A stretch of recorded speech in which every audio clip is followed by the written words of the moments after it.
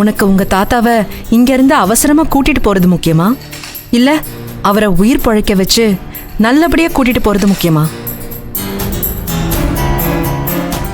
நான் சொல்றதான் கேட்கல, டாக்டர் சொல்றதையாவது கேட்பேன்னு தான் உன்னை நான் அவர்கிட்ட கூட்டிட்டு போனேன். இங்க பாரு துர்கா, தயவு செஞ்சு அவசரப்படாத, கோவப்படாத. உனக்கு உன் தாத்தா எந்த அளவுக்கு முக்கியமோ அதை விட ஐயா எனக்கு முக்கியம். எங்கேயோ அனாதையா சாக கிடந்த என்னை காப்பாத்தி மறுஜென்மம் கொடுத்த சாமி அவர். அவரை நல்லபடியா குணப்படுத்தி உன்கிட்ட ஒப்படைக்கிறேன். அதுக்கப்புறம் நீ அவரை மலை கிராமத்துக்கு கூட்டு போ. அப்ப நீங்க என் கூட வரமாட்டீங்களா? நான் எதுக்காக இந்த ஊருக்கு வந்தனோ அந்த வேலையை முடிக்காம வரமாட்டேன். என் குடும்பத்தை தேடி கண்டுபிடிச்சு இதுதான் நாங்கிற உண்மை அவங்க கிட்ட சொல்லணும். நான் யாருங்கிற உண்மை தெரியாம இந்த ஊரை விட்டு நான் எங்கேயும் வரமாட்டேன்.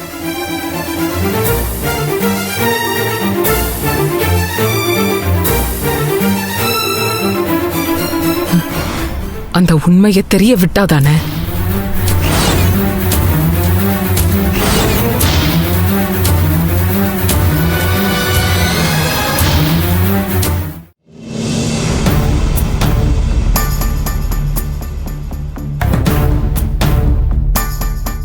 கடவுளே, அப்படி மட்டும் எதுவும் நடந்துடக்கூடாது.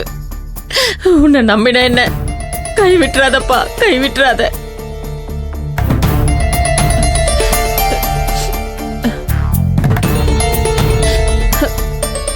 என்னம்மா, என்ன ஆச்சு? எதுக்கு இப்ப கண் கலங்குறீங்க? டேய் வாசு, எனக்கு ஒரு கெட்ட கனவுடா. நம்ம திவ்யாவை யாரோ தூக்கிட்டு போற மாதிரி. அதிகாலையில கண்ட கனவு பழிக்கும்னு சொல்லுவாங்க.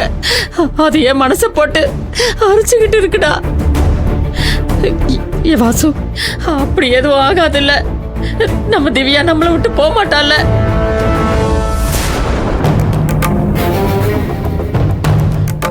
வாசு, நீ ஏன்டா ஒரு மாதிரியா இருக்க? இல்லம்மா, இப்பதான் லாயர் பேசினாங்க. வினோதன் கிட்ட பேசுனீங்களா? எப்ப ரிஜிஸ்டர் மேரேஜ் பண்ண போறீங்கன்னு கேட்டாங்க. ஏன்னா நிலைமை இப்ப கைமீறி போயிட்டு இருக்கு. கோர்ட் ஹியரிங் வரதுக்குள்ள நம்ம பக்கத்தை ஸ்ட்ராங் பண்ணிக்கிறது நல்லதுன்னு சொன்னாங்க. ஒருவேளை அவங்க கோர்ட் மூலமா திவ்யாவை கஸ்டடி எடுத்துட்டாங்கன்னா ரொம்ப கஷ்டம்னு சொன்னாங்கம்மா.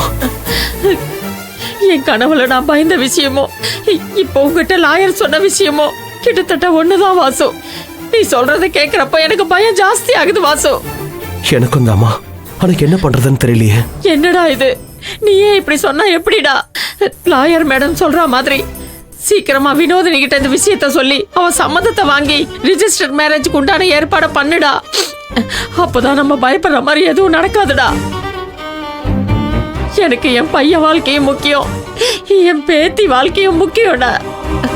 வினோதினி கிட்ட சீக்கிரம் பேசுடா. நான் கண்ட கனவு பழிச்சிடக்கூடாது.